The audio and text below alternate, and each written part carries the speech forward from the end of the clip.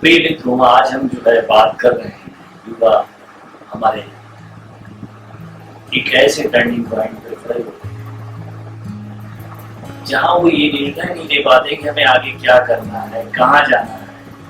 हर तरफ एक कंफ्यूजन सा उनके अंदर है और ये समस्या आज के लगभग 95% 95% युवा लोगों में।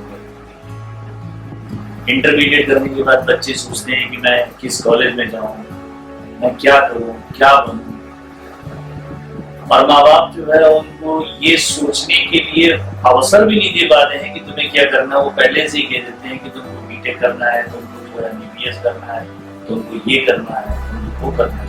इस तरीके से वो सोचने के लिए उनको अवसर न देकर वो स्वयं सोच लेते हैं। और उन्होंने कहाँ से सोचा है, इसे भी हमें देखना है।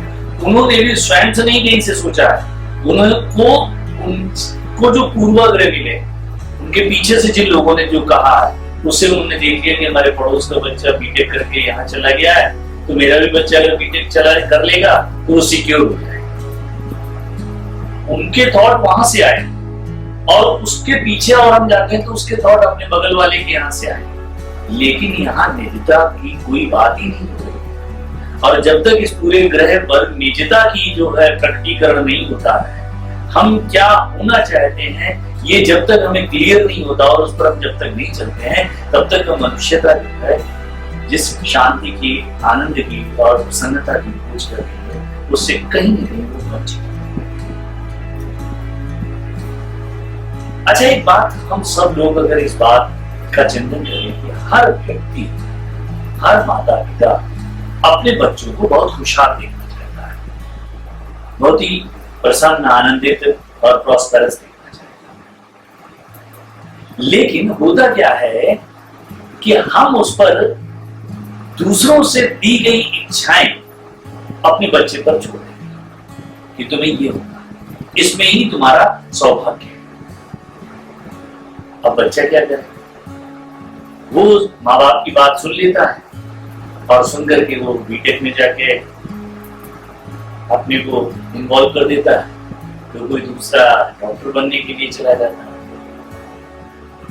अब होता क्या है कि वो कल एक इंजीनियर बन के निकलता है, लेकिन उसके अंदर इंस्टिंक्ट की, एक आर्टिस्ट बनने की, एक पेंटर बनने की, एक कलाकार बनने की, एक गायक बनने की। ये जान दीजिए बहुत बार क्या होता है कि उसके अंदर एक महान कलाकार छुपा है। वो कलाकार है, गायक भी है, मूर्तिकार भी है, चित्रकार भी है, फिल्म मेकर भी है, उसके अंदर ये सारी चीजें हैं। लेकिन हुआ क्या कि उसको एक इंजीनियर बनाया गया और इंजीनियर बना करके उसको एक एटीएम मशीन की तरीके से तैयार किया कि बस वो पैकेज लाएगा, अच्छा पैसा मिलेगा, वही उसकी खुशी होगी, वही उसका आनंद। लेकिन धीरे धीरे होता क्या है, वो इस प्रतिस्पर्धा में लग जाता है। जो उसकी निष्ठा है, जो उसके अंदर फ्लावरिंग आने, जो उसके अंदर से कुछ भी प्रफलित होने की चीजें छूट जाती है। और जब वो छूटती है तो कैसे कोई सुखी हो सकता है, कैसे कोई आनंदित हो सकता है, कैसे कोई उल्लासपूर्ण जीवन जी सकता है। वो काम को काम समझ करके कर रहा है।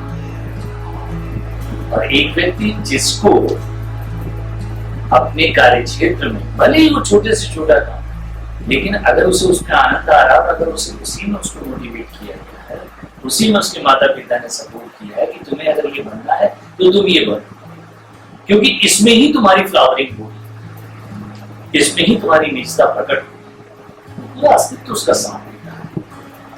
फिर वो 18 घंटे भी अगर काम करता है तो यही कहता है कि मैंने तो काम किया ही नहीं, मैंने तो एंजॉय किया। एडिसन के साथ ऐसा होता था कि वो पूरा दिन, यहाँ तक कि रात को भी काफी समय तक जब वो काम करते रहते थे और उन्हें होश नहीं देता था कि उन्हें अपनी लैब से अपने घर वापस जाना।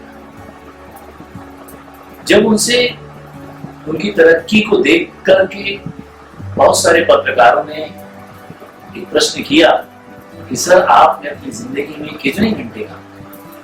तो उन्होंने कहा कि मैंने कभी भी काम नहीं किया, मैंने तो केवल एंजॉय किया। सोचिए उस व्यक्ति की अंतर्गत कितनी गहरी अनुभूति होगी उस प्रेम की, आनंद। जिसको अपना काम जो है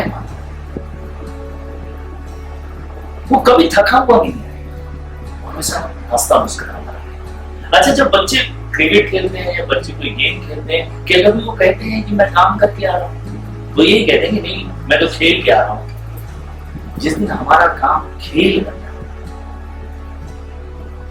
बस जादू हो जाता है जी। इस पूरे ग्रह पर अगर कोई दुख है, मैं कहूंगा कि सबसे बड़ा दुख यही है कि हमारी निजता, हमारे अंदर जो जागृत होना चाहता है, जो फूल खिलना चाहता है, जो वृक्ष बड़ा होना चाहता है, अगर वो बड़ा नहीं, अगर वो फ्लावरिंग नहीं है, तो हम कुछ भी निश्चित तौर पर हम मन में अंदर से कहीं न कहीं बहुत कुछ खोते चले जाते। और जब पूरे संसार में अगर हम अपने स्वधर्म को पहचाने, हम अपना स्वधर्म जाने और हम अपने स्वधर्म पर चल पड़े, फिर हमारे लिए सब कुछ अच्छा होगा। हमारा जीवन एक जो है, कहना चाहिए कि एक तरीके से खेल होगा। और जब हम जीवन को खेल की तरीके से लेते, अपने काम को खेल की तरीके से लेते, तो थकावट है, तो दुख किस बात है, तब अशांति किस बात है। अब सबसे पहली बात है कि एक युवा जो एक ऐसे मोड़ पे खड़ा है कि वो कहां जाए। सपोज उसके माता पिता भी नहीं समझ पा रहे हैं, बच्चे को भी ये समझ नहीं आ रही है कि वो कहां जाएगा। ऐसी स्थिति में क्या करना है, हम इस पर थोड़ा सा प्रकाश डालें। कोई भी बच्चा तो वो कंफ्यूज है, उसे क्या करना चाहिए, कहां जाना चाहिए। बहुत बार क्या होता है, हमारे समाज में बहुत से बच्चे मल्टी टैलेंटेड, बहुत सारी योग्यताएं, अब वो डिसाइड नहीं कर पाते हैं, तय नहीं कर पाते हैं कि वो उन्हें करना क्या, कहां जाना है, कैसे। अब क्या करें? मैं एक सुझाव दूंगा कि सबसे पहले हमें अपना स्वधर्म खोजना होगा। स्वधर्म का मतलब हिंदू, मुसलमान, सिख, ईसाई नहीं है। स्वधर्म का मतलब है जो तुम्हारे अंदर से जागृत होना चाहता है, तुम्हारे अंदर से पुष्पित फलित होना चाहता है, तुम्हारे अंदर से एक विराट बरगद का वृक्ष बनना चाहता है, वो है तुम्हारा स्वधर्म। उसको खोजना तुम्हारी नैतिक जिम्मेदारी बनती है। उसकी खोज कैसे की जाए, प्रश्न। बहुत बार तो हम ये कह देते हैं कि बर्निंग डिजायर अगर है तो आप ये बन जाएंगे, आप यहाँ पहुंच जाएंगे। लेकिन वो डिजायर को हम समझे कैसे कि मेरे अंदर कौन सी डिजायर आ रही है। बहुत से बच्चों में ये समस्या होती है। मैं क्या होना चाहता हूं ये पहले जानना जरूरी है, उसके बाद के स्टेप बाद में बताना। सबसे पहले हम क्या होना चाहते हैं ये जाना कैसे जाए।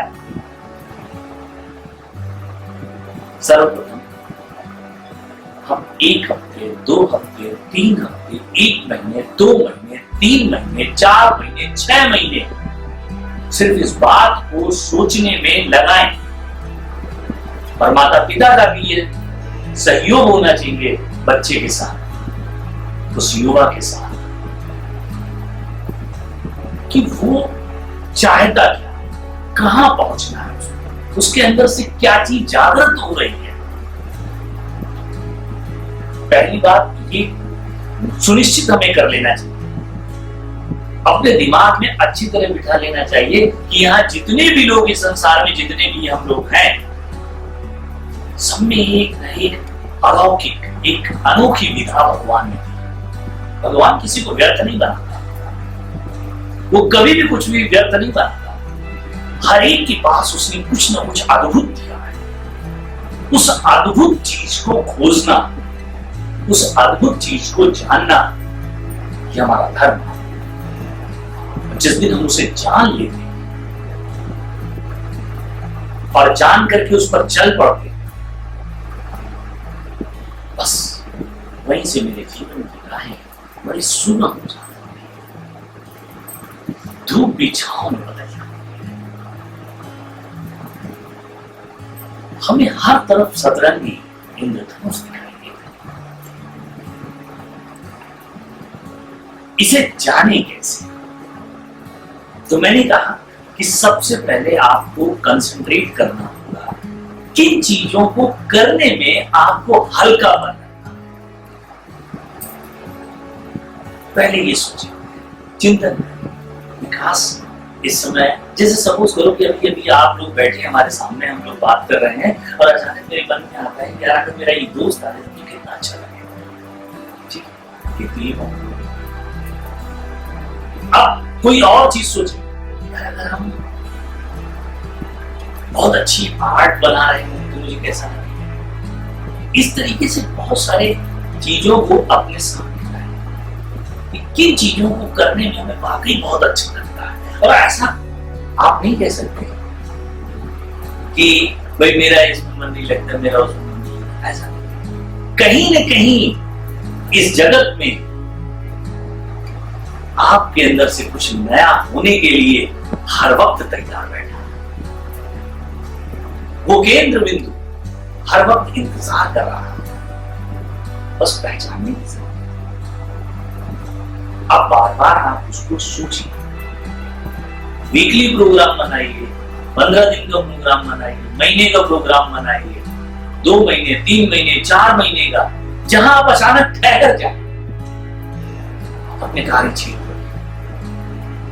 जहां अचानक लगे कि नहीं यार ये तो हम बिल्कुल थके नहीं, कितना अच्छा लग रहा, कितना आनंद आ रहा, समय का भान नहीं रह गया, मैं टाइमलेस हो गया, मैं ईगोलेस हो गया, मैं वेटलेस हो गया, मैं थॉटलेस हो गया।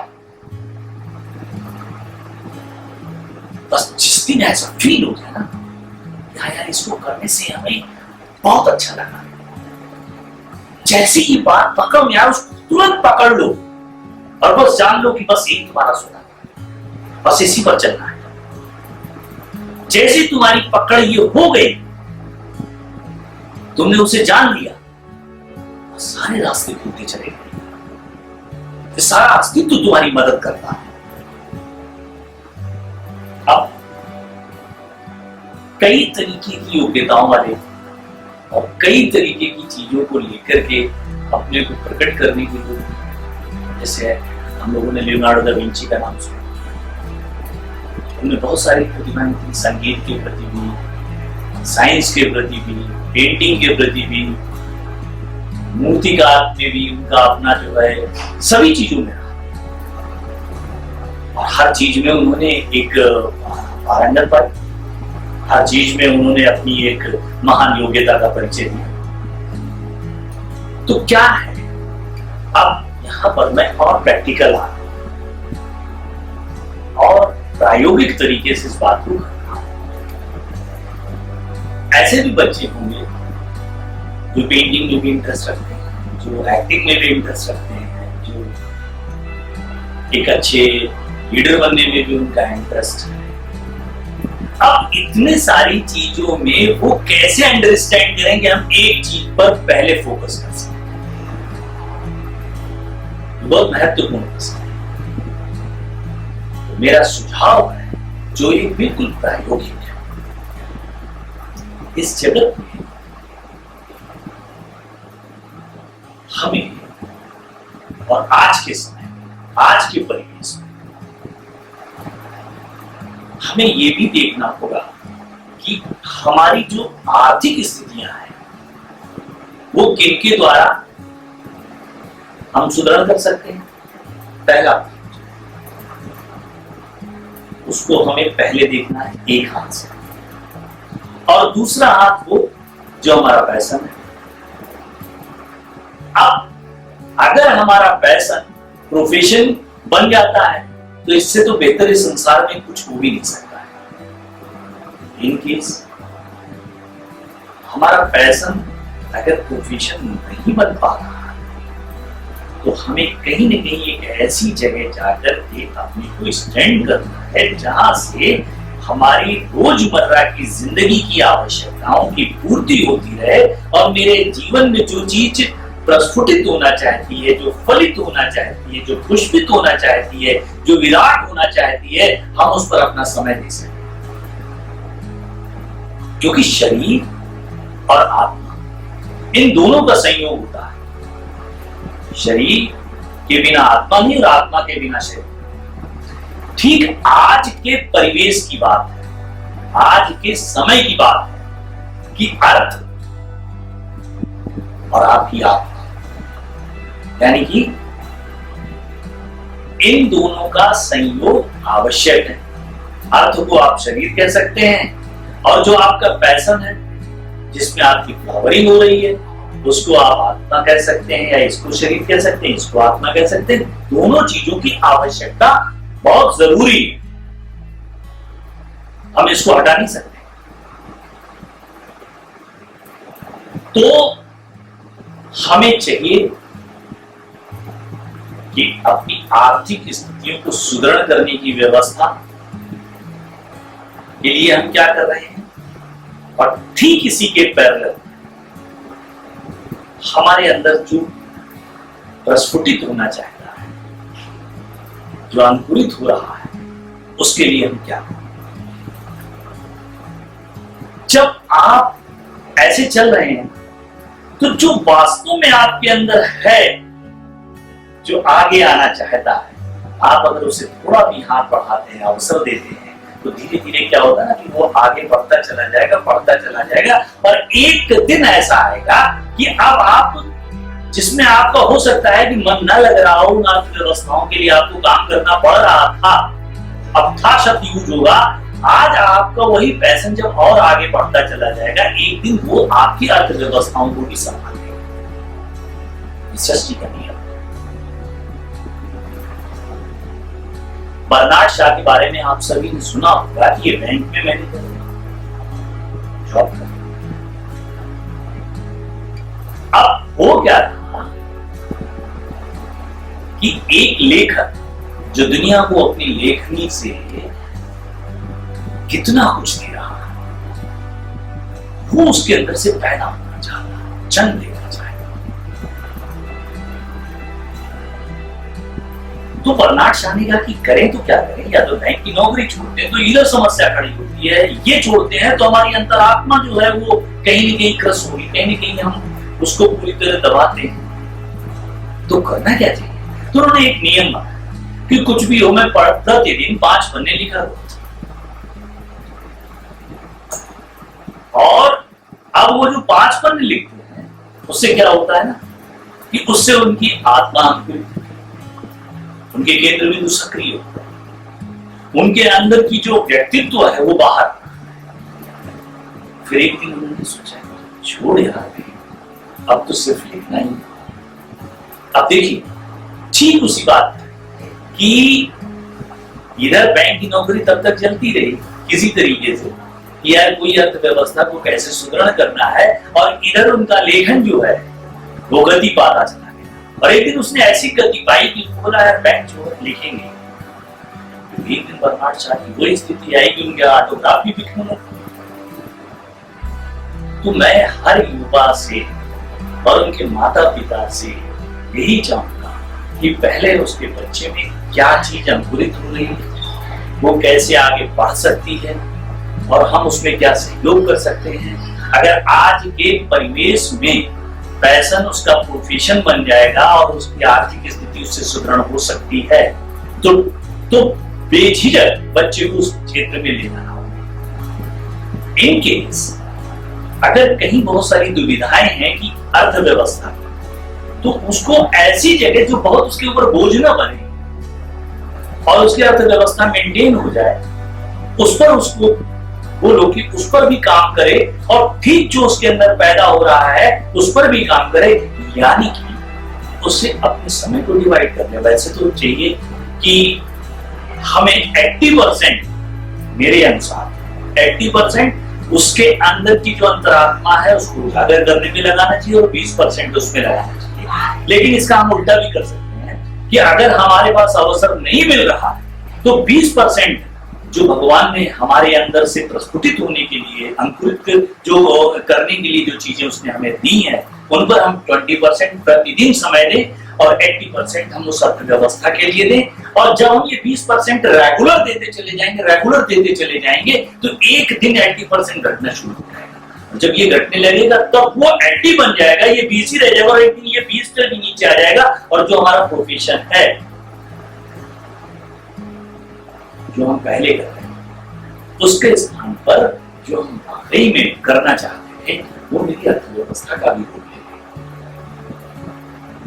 तो हर माँ बाप को चाहिए पहले अपने बच्चे के अंदर उस चीज को जाने, समझे और बच्चे को भी बोले कि तुम भी बेटा समझो इसे कि तुम्हें आगे क्या करना है, क्या होना है, कहाँ जाना चाहिए। सिर्फ ग्लैमर देख करके नहीं बात, सिर्फ ये नहीं कि वो इतनी ऊंचाई छू गया है, वो इसने ये किया है, ये सब चीजें देख करके आपको आगे बढ़ने की बात नहीं मैं कह रहा हूँ। मैं सिर्फ ये कह रहा हूँ कि तुम वाकई सोचो कि जिसको करने से तुम्हें कभी थकावट महसूस ना हो, तुम्हें ऐसा लगे कि इसको करने से मैं बिल्कुल थॉटलेस हो जाता हूँ, मैं ईगोलेस हो जाता हूँ, मैं टाइमलेस हो जाता हूँ, मुझमें बहुत आनंद आता है, हमें वो काम ही नहीं मालूम देता है, ऐसा उससे उपयोग अपने बात।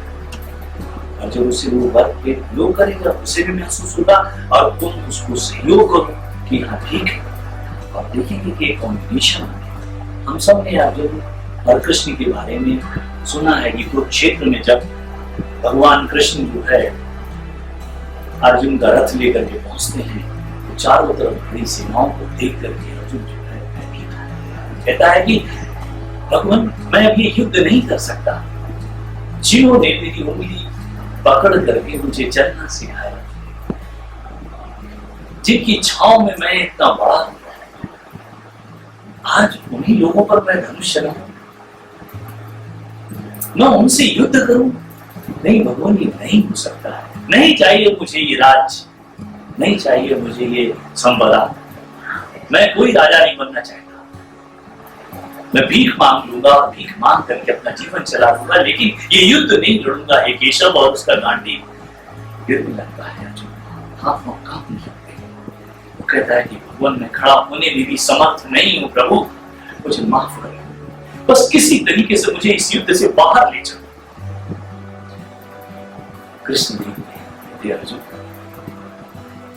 तू पंडितों की तरह बातें कर रहा है, लेकिन तूने क्या अपने सुधार को जाना है? तो कह रहा है कि मैं जंगल चला जाऊंगा, मैं भीख मांग लूंगा, लेकिन तू जंगल भी जाएगा, जब तेरी आंख खुलेगा तो तुझे युद्ध ही दिखाई देगा, क्योंकि तेरे अंदर युद्ध है। तो जो युद्ध है वो धर्म युद्ध में क्यों नहीं परिवर्तित कर देता? गुलाब अगर कमल बनना चाहेगा तो कमल तो नहीं बन पाएगा, लेकिन पूरे जीवन कमल बनने के प्रयास में वो दुखी बना रहेगा।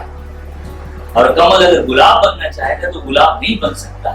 ठीक इसी प्रकार अर्जुन क्षत्रिय है, युद्ध तेरे अंदर है, तो उसे धर्म युद्ध में बदल, बस तुझे मोक्ष मिलेगा, तुझे परम शांति मिलेगी और तू पूर्णता को प्राप्त हो जाएगा।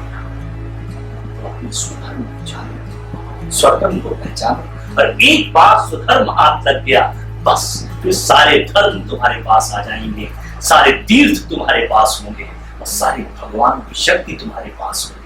इन्हीं शब्दों के साथ हम आप सबके गौरवशाली भविष्य की कामना करेंगे।